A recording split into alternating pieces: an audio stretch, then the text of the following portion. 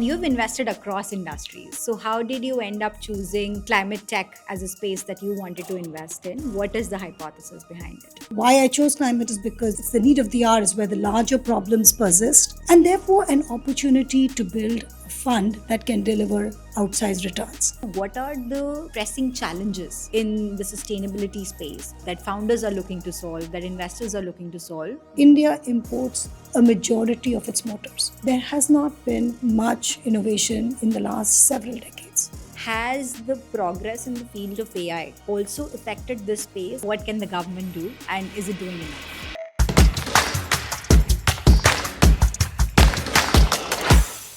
Thank you for taking out the time today, Ruchira. I want to start with your introduction. You've had a very, very fantastic journey from IIT Delhi to Ahmedabad to Wharton. And then I think you've had amazing career in the VC space. You've had many, many wins. I was looking at your portfolio and there's so many listed companies there. I just want to, it's very inspiring as a woman to be meeting somebody like you who's built a career in the corporate world on her own terms. We would love to hear from you how this whole professional journey was. What were the challenges? How did you navigate to be where you are today? Thank you. Thank you, Swati, firstly, for having me here today. It's an absolute pleasure to be here. And my journey, while there were various wins, and I'm super grateful for the wins I've had along the way, there were always very, very many challenges, right? Right from the days of IIT being a very few women in a class that was so dominated by guys. And I think a lot of my career is marked by trying to strive in a male dominated world, in various male dominated worlds, across geographies, across industries. But in that, I found my resilience. I found the grit and the ability to keep bouncing back, keep trying harder, to keep setting the bar higher each time. I was fortunate that I got trained in multiple functional areas along the way. So post IIT, I worked as a chemical engineer at actually a place called Engineers India Limited in India, at process engineering plants, designing equipment for petrochemical plants and refineries. I went on to doing strategy consulting in New York after my IMA. I was fortunate to be part of a B2B startup in 99 in the first internet boom. And we were able to scale it and sell it 3 years later. I worked with prestigious platforms where I learned a lot from the likes of BCG and then later Lehman Brothers. And I think these places allowed me an environment to push my limits and learn and grow myself, but also learn enormously from my peers. So I think being open to the diversity of situations and experiences allowed me to be constantly absorbing from those around me. And I've been the lucky beneficiary of having extremely talented people that I've worked with across the world in different capacities. No, that's very good to know. I would love to know a little bit more about the whole VC journey. A lot of audiences today, these are youngsters who would want to be investors in the future, and I think it takes a certain kind of mindset or skill set to be able to nail the art of investing in startups, which are risky investments.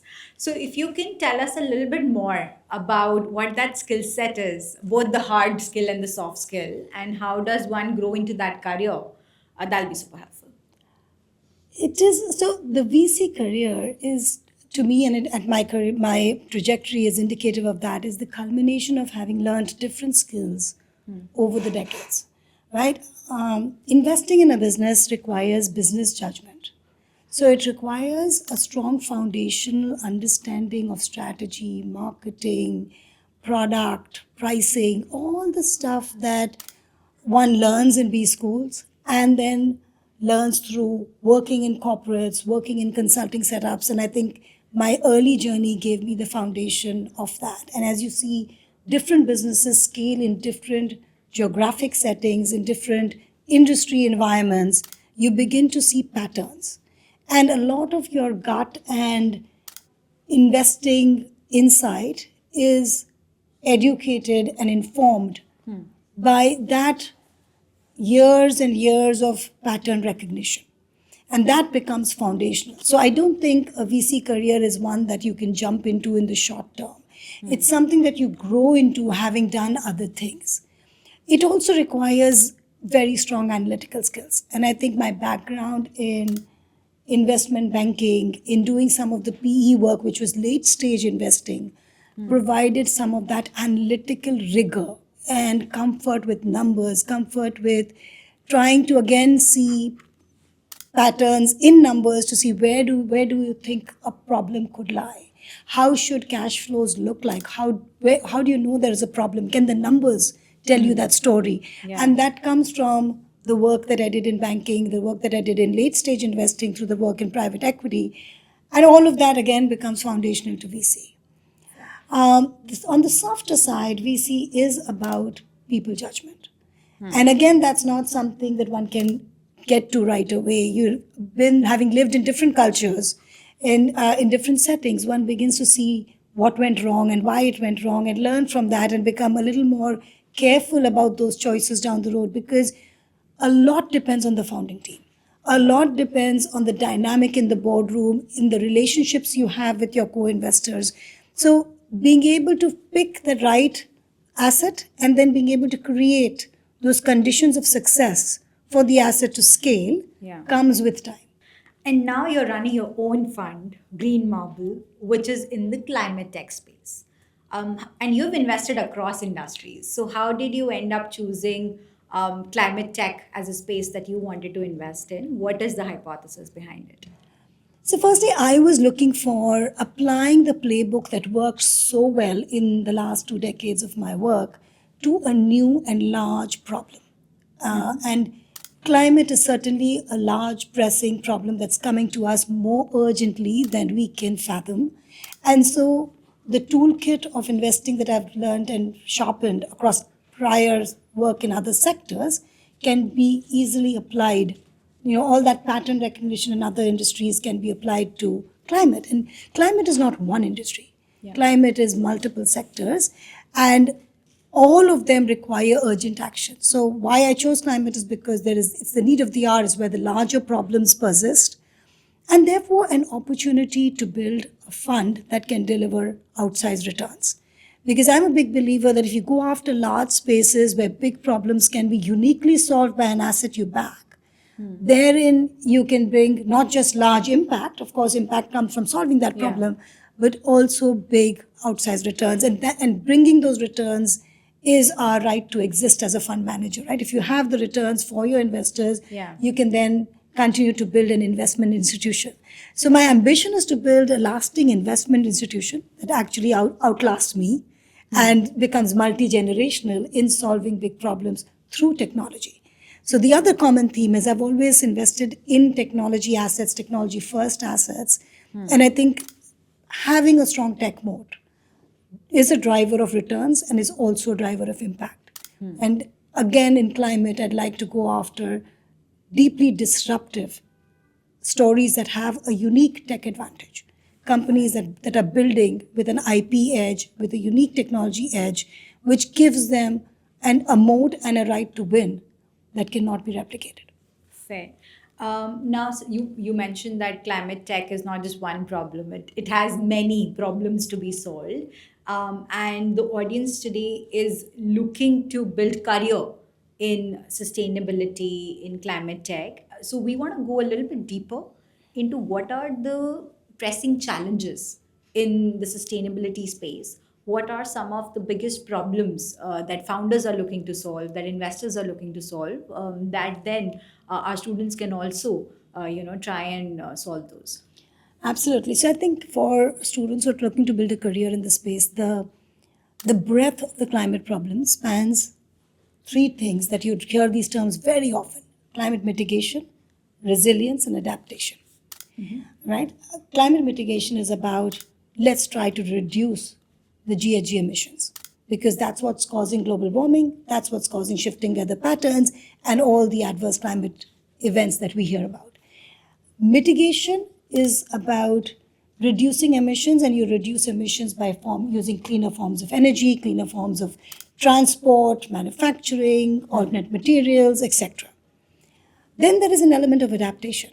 There are segments of society, there are parts of our economy that are going to be deeply impacted if we are not able to bring back the global temperatures from the constantly increasing trajectory they're on.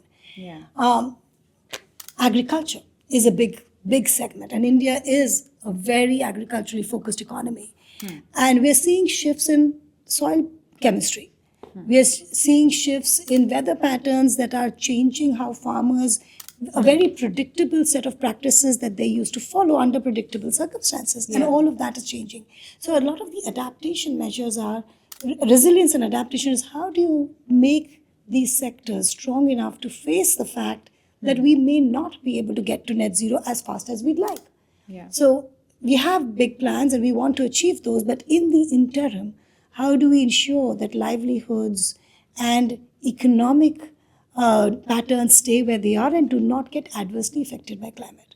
Yeah. So that's where the resilience and adaptation elements come in alongside mitigation. Okay. Most of the funding thus far has gone to mitigation. But even that, I would say a lot more needs to get done, a lot more capital is needed, a lot more innovation is needed on the mitigation side.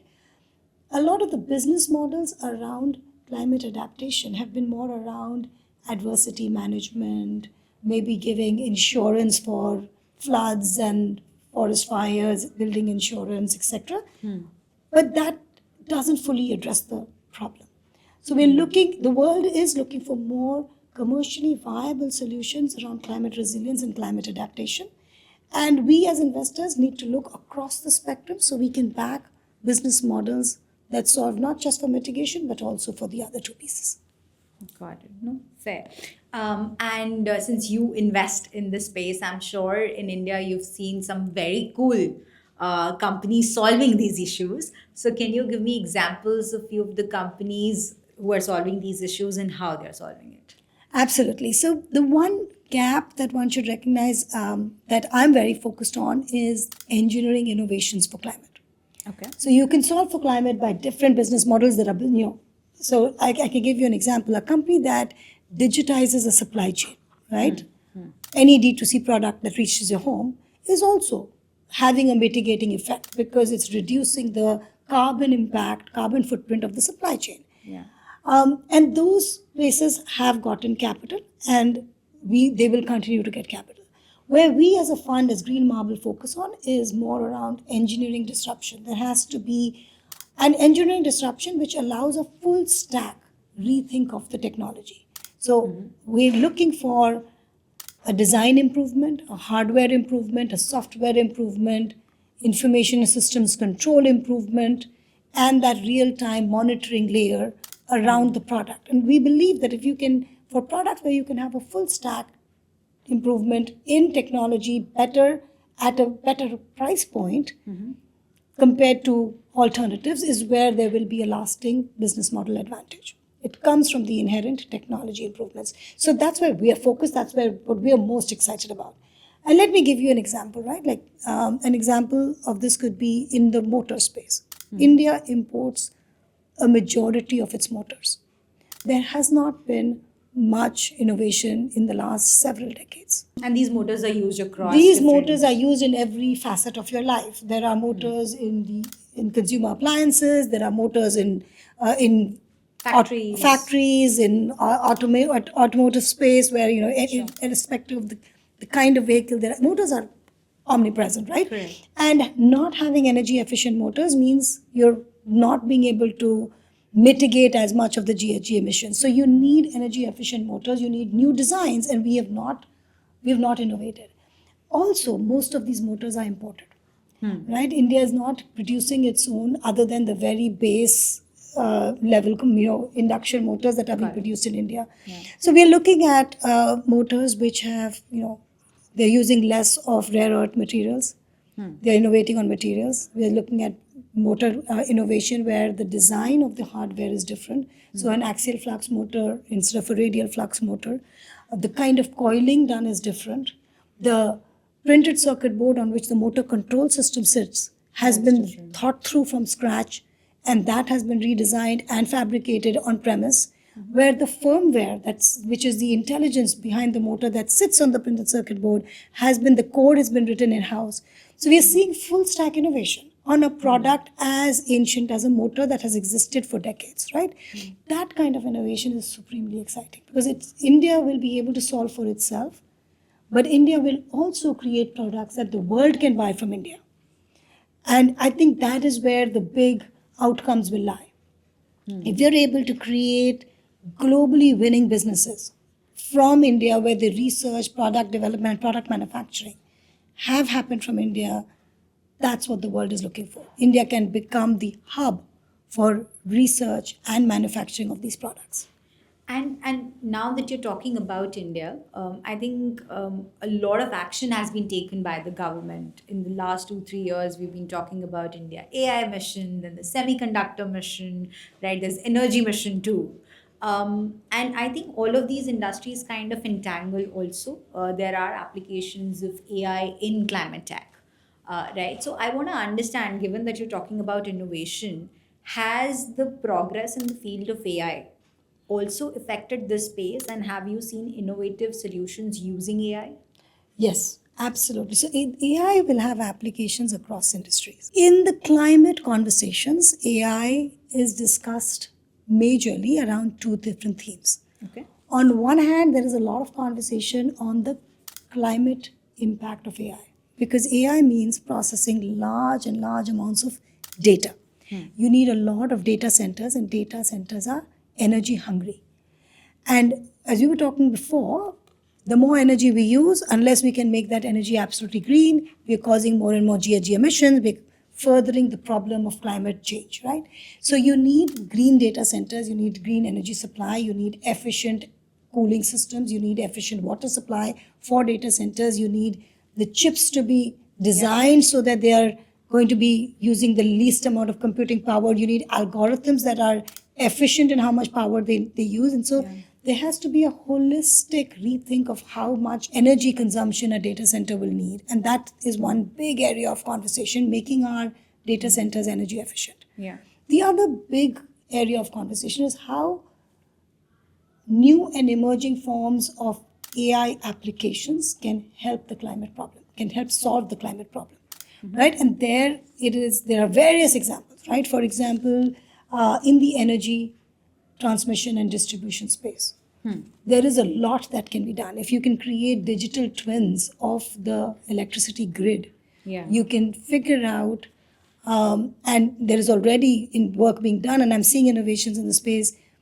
demand patterns and being able to model based on the demand consumption patterns, predictively demand energy surge, marry that with storage solutions that are more dynamic, and be able to have that demand and supply function for energy in a manner that reduces energy consumption, reduces emissions, and allows all of that to be done at a lower cost. Yeah. So we're seeing a lot of those AI applications. We are also seeing AI being applied in seed genomics. So we need to come up with climate resilient seeds. Yeah. And for that, there's a lot of genetic and analytical work that can be done, and layer in there the power of AI in predicting and being able to design what kind of seeds would be needed to make agriculture climate resilient. Yeah. There's work being done on that. There's work being done on, obviously predicting weather patterns and adverse climate events. There's work being done on battery data. So with a lot of the EVs and the batteries we will need, can we better manage battery health data to be able to solve for predictive maintenance, to be able to solve for second life of batteries. So across the gamut, we're seeing invention, innovation being supported Correct. by smart analytics that is possible because of AI. Yeah, yeah. No, fair. And you were mentioning about in India becoming the innovation hub, and I do feel that we sometimes lag behind to the West, where a lot of innovation is already happening, and you would know this more.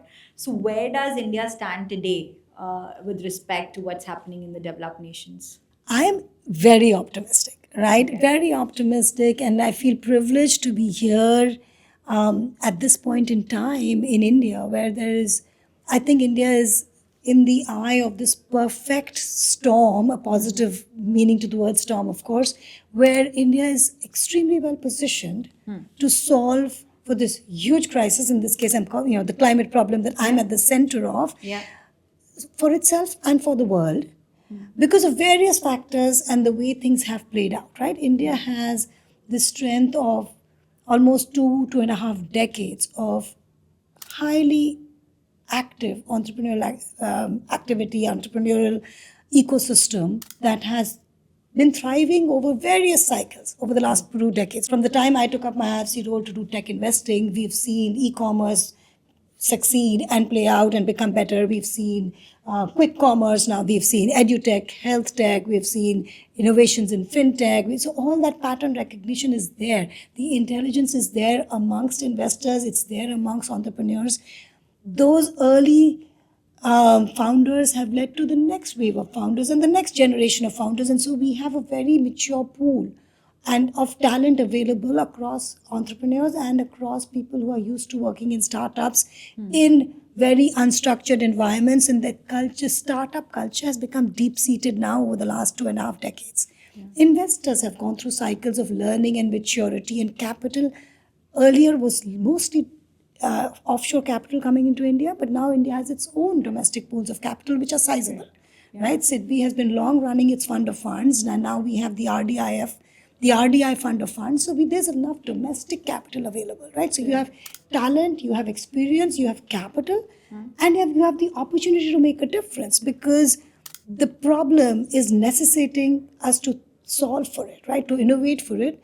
And as I was talking earlier about climate products and engineering innovation, a lot of those engineered products are coming from a handful of nations. And the world has suffered from concentrated supply chains. In this current environment of tariff conversations, it becomes very pertinent to create diversified supply pools. And everyone's looking for an alternative to China. Everyone's looking at India as a possible hub. So you have the perfect setting to make a difference. You're equipped to make a difference, and you have the world asking for it. Yeah. So it couldn't Then get, why not? It couldn't get better.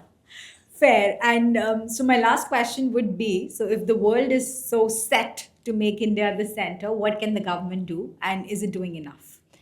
It is. It is doing a lot, and I think we always say, oh, policy needs to solve for this, policy needs to solve for that. I think if you, I'm very positive on what's already been done and the continuation of some of those policies. Right, the whole Make in India mantra. Right, India has long been a service economy. We never thought of ourselves as producing. We thought of ourselves as Serving. IT services, BPO services. But now, the Make in India, the PLI schemes, whether it's for advanced cell chemistries, electronics, India started believing, hey, we can produce. And we can produce at global standards, at price points and cost structures which are very unique to India, because India has always been a frugal economy. So India can drive frugal innovation and therefore become a supplier of world-class products to the Western countries, to developed countries. And so that's all happened because we've done this, not just today, we've been doing, these policies are not new. And these policies have stability and they're continuing. There's reform and there's continuity of reform. The continuity element is important, right? Because when investors come in, when funds come in, they're putting in capital for a 10-year period. We need to make sure that these policies don't go away. Yeah. And having the policy sustain and be there and be lasting is very, very important. And the most recent push for our RDI with the RDI fund, research, development, and innovation, is extremely strong, right? Because what it's basically saying is there is grant money available at the very early research stages, and then there's late stage capital available. But what the RDI fund is trying to do is solve for the middle, where you come out of, you've proven the product, but you need to go all the way to be commercially viable.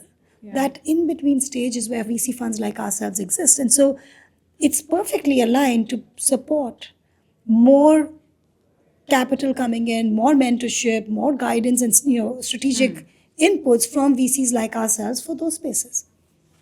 So I think then the last piece of advice for the students who are watching and who want to build a career in climate tech and sustainability space, how should they navigate this whole space and build a career there?